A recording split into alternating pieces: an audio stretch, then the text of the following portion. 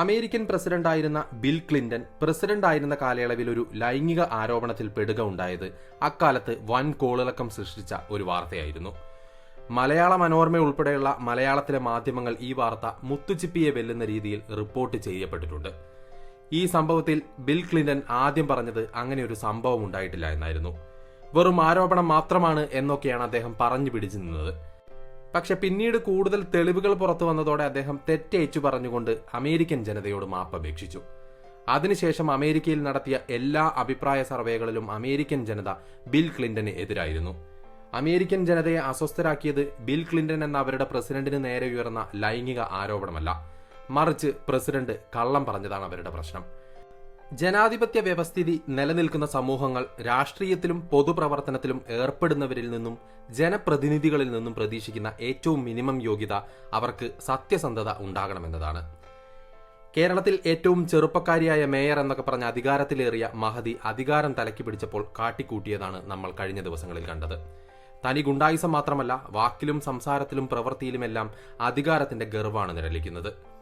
എന്നെ നിനക്ക് മനസ്സിലായില്ലേ, ഞാൻ ആരാണെന്ന് ഈ നാട്ടിലെ കുട്ടികൾക്ക് പോലും അറിയാമല്ലോ എന്ന് തുടങ്ങിയിട്ടുള്ള ജൽപ്പനങ്ങൾ. സാധാരണ ജനങ്ങൾ ഇവർക്ക് വെറും അടിമകൾ മാത്രമാണ്.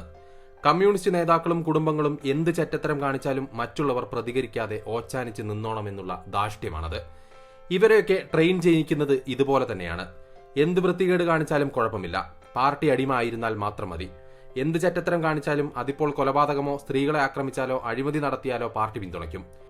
പാർട്ടി കുനിയാൻ പറയുമ്പോൾ മുട്ടിലിഴയുന്ന മാധ്യമ പ്രവർത്തകരെ ഉപയോഗിച്ച് ഇതിനെ ന്യായീകരിച്ച് വെളുപ്പിച്ചുകൊണ്ടിരിക്കും.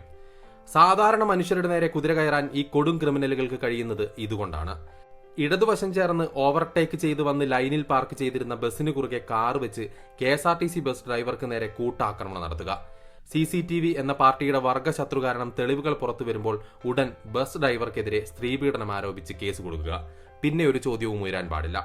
ഈ നശിച്ച വർഗത്തിന്റെ സ്ഥിരം ഏർപ്പാടാണിത്. വ്യവസായിയായിരുന്ന ആന്തൂർ സാജൻ എന്ന പാർട്ടി അനുഭാവി പാർട്ടിക്കാരുടെ തന്നെ പിടിച്ചുപറി സഹിക്കാതെ ആത്മഹത്യ ചെയ്തപ്പോൾ പാർട്ടിയുടെ പ്രചാരണം നടത്തിയത് അയാളുടെ ഭാര്യയ്ക്ക് നേരെയായിരുന്നു. അയാളുടെ ഭാര്യയെ മോശക്കാരിയായി ചിത്രീകരിച്ചുകൊണ്ടായിരുന്നു.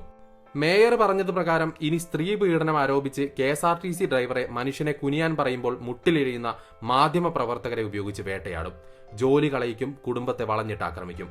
ഇതെല്ലാം സഹിക്കാം. കൊടും ക്രിമിനലുകളായ ഈ കമ്മ്യൂണിസ്റ്റ് ക്രിമിനലുകൾ എന്നിട്ട് പൊതുവേദിയിൽ വന്ന് പ്രസംഗിക്കുന്നത് മനുഷ്യനാകണമെന്നാണ്. അതിനും മാത്രം വലിയ അശ്ലീലം വേറെയൊന്നുമില്ല. അധർമ്മം കൊടികുത്തി വാഴുന്ന കാലമാണിത്. പണിയെടുക്കാതെ കട്ടും കവർന്നും എതിർ ശബ്ദങ്ങളെ കൊന്നും കൊല വിളിച്ച് മർമാദിക്കാൻ ഒരു ആൾക്കൂട്ടം ആവശ്യമാണ്. അത്തരം ആളുകൾ എല്ലാം തന്നെയും ചെന്നു ചേരുന്ന ഒരിടമാണ് കമ്മ്യൂണിസ്റ്റ് പാർട്ടി. അവർ ഒന്നായി വലിയ ഭൂരിപക്ഷമാകുമ്പോൾ പിന്നെ അവർക്കുള്ള നിയമം എഴുതിയുണ്ടാക്കുന്നത് അവർ തന്നെയാണ്. ഒരു ഗ്രാമത്തിൽ ഒരു ഫാസിസ്റ്റ് മതമോ രാഷ്ട്രീയമോ ഭൂരിപക്ഷമാണെങ്കിൽ മറ്റുള്ളവർക്ക് അവിടെ ജീവിക്കാനുള്ള സാധ്യതകൾ ഇല്ലാതാവുന്നു, ഇല്ലാതെയാക്കുന്നു. കുടിവെള്ളം പോലും കിട്ടാത്ത അവസ്ഥ വരും. മുഗൾ ഭരണമായാലും കാശ്മീരായാലും കമ്മ്യൂണിസമായാലും അവർ ഞെരുക്കും, ആക്രമിക്കും. ശല്യം സഹിക്കാതെ ബാക്കിയുള്ളവരും അവരുടെ മതമോ രാഷ്ട്രീയമോ സ്വീകരിക്കാൻ നിർബന്ധിതരായിത്തീരുന്നു. സമൂഹത്തിൽ കൺമുന്നിൽ കാണുന്ന അനീതികളെ സ്വന്തം ജീവൻ നോക്കാതെ പ്രതികരിക്കുന്ന വ്യക്തികൾ കേരളത്തിൽ ഇല്ല എന്ന് തെളിയിക്കുന്ന സംഭവങ്ങളാണ് LDFന്റെ, പ്രത്യേകിച്ച് കമ്മ്യൂണിസ്റ്റ് പാർട്ടിയുടെ ഭരണകാലത്ത് നടക്കുന്നത്. പോലീസിനെ നിഷ്ക്രിയരാക്കി ഭരണസ്വാധീനമുള്ളവരുടെ ഗുണ്ടകളാക്കി മാറ്റുന്നു. പോരാത്തതിന് പാർട്ടി ഘടകങ്ങളുടെ മറ്റു ഗുണ്ടായുസങ്ങൾ. ഇതൊക്കെ കണ്ടുഭയക്കുന്ന സാക്ഷികൾ അവർ പറയും പ്രകാരം സത്യം കുഴിച്ചു മൂടുന്നു. അന്യായം വിജയിക്കുന്നു. സമൂഹത്തിന്റെ പൊതു സ്വഭാവത്തിൽ യദുവിനെ പോലെയുള്ളവർ ബലിമൃഗങ്ങളാവുന്നു. ആ KSRTC ബസ്സിൽ 15ഓളം യാത്രക്കാർ ഉണ്ടായിരുന്നു എന്ന് പറയപ്പെടുന്നു. മന്ത്രിയുടെ നിർദ്ദേശമനുസരിച്ചുള്ള അവരുടെ ഫോണിലെ സംഭാഷണം ഡ്രൈവറുടെ ഭാഗത്ത് തെറ്റില്ല എന്ന രീതിയിലായിരുന്നു. എന്നിട്ടും അതുകൊണ്ട് ഡ്രൈവർക്കെതിരെ കടുത്ത നടപടികൾ എടുക്കുന്നില്ലെന്നും, എന്നാൽ താൽക്കാലിക ജീവനക്കാരൻ ജോലിയിൽ തുടർന്ന് കയറണ്ട എന്ന് വകുപ്പ് മന്ത്രി ഉത്തരവിട്ടതായി പറയുന്നു. തുടക്കത്തിൽ യദുവിനെ രക്ഷിക്കാൻ വേണ്ടി ഇറങ്ങിയ ഗതാഗത വകുപ്പ് മന്ത്രി അവസാനം ചെയ്ത രക്ഷാപ്രവർത്തനവും യദുവിനെ രക്ഷിക്കാനാണെന്ന് തന്നെ കരുതാം. പാർട്ടി ഗുണ്ടകളുടെ അടുത്ത് നിന്ന്, കമ്മ്യൂണിസ്റ്റ് പാർട്ടിയുടെ ആജ്ഞകൾക്ക് വഴങ്ങി നടക്കുന്ന പോലീസിൽ നിന്ന്, അതിനെല്ലാം പുറമെ കുനിയാൻ പറയുമ്പോൾ മുട്ടിലിഴഞ്ഞു ചെല്ലുന്ന മാധ്യമ പ്രവർത്തകരുടെ മുന്നിൽ നിന്ന്, ഇവരിൽ നിന്നെല്ലാം തന്നെയും തൽക്കാലത്തേക്കെങ്കിലും യദുവിനെ രക്ഷിക്കേണ്ടത് അത്യാവശ്യം തന്നെയാണ്.